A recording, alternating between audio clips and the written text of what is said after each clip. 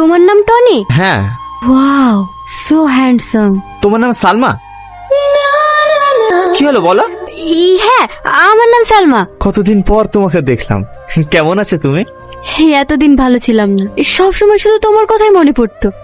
আজ তোমাকে কাছে পেয়ে আমি অনেক খুশি। আর আমি তোমাকে ছেড়ে খুব ভালো ছিলাম। আমি শহরে ছিলাম ঠিকই, কিন্তু আমার এই মনটা সবসময় গ্রামেই থাকতো। কেন জানো? কারণ আমার এই প্রিয় মানুষটাতে গ্রামে থাকতো। তাই বুঝি? হ্যাঁ।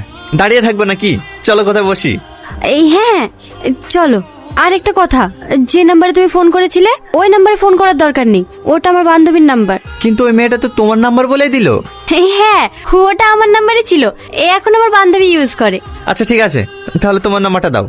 908381। এই নাম্বারে যদি তোমাকে ফোনে না পাই না, আমি কিন্তু তোমার বাড়িতে চলে যাব। না না, ওই বাড়িতে যাওয়ার দরকার নেই, ওইটা আমার বান্ধবীর বাড়ি। আজকে তোমাকে আমাদের বাড়ি নিয়ে যাব। সাথী, এই সাথী, তোমাকে একটু পরে ফোন করছি। কি ব্যাপারে তোর? কাল থেকে একবার আমাদের বাড়ি যাসনি, ফোন করছি ফোনও ধরছিস নি। সারাদিন কার সাথে এত ব্যস্ত? নতুন প্রেম টেম করছিস নাকি? সত্যি কথা বলতে গেলে আমার মনের অবস্থা ভালো নেই। কেন, কি হয়েছে তোর? ও কথা আমি বলতে পারবো না। আমাকে বলতে পারবি নি? কিনে বাড়িতে কোনো ঝামেলা হয়েছে? না না, বাড়িতে কোনো ঝামেলা হয়নি। তুই একটু বস, আমি তোর জন্য চা বানিয়ে নিয়ে আসি। এই দাঁড়া দাঁড়া, তোকে চাটা করতে হবে না, তাড়াতাড়ি রেডি হলি, টনির সঙ্গে দেখা করতে যাব। কোথায় দেখা করতে যাবি? তুই যা, আমি যাব না। তুই যাবি নি কেন?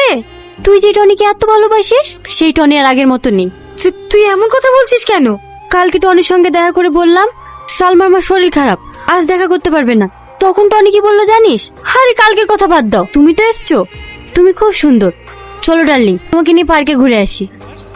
কি, টনি এত খারাপ ছিলি?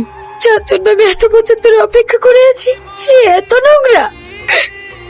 সালমা, এই সালমা, শোন শোন শোন। জানো টনি, এই কটা দিন যেন আমার কাছে স্বপ্নের মতো কেটে যাচ্ছে।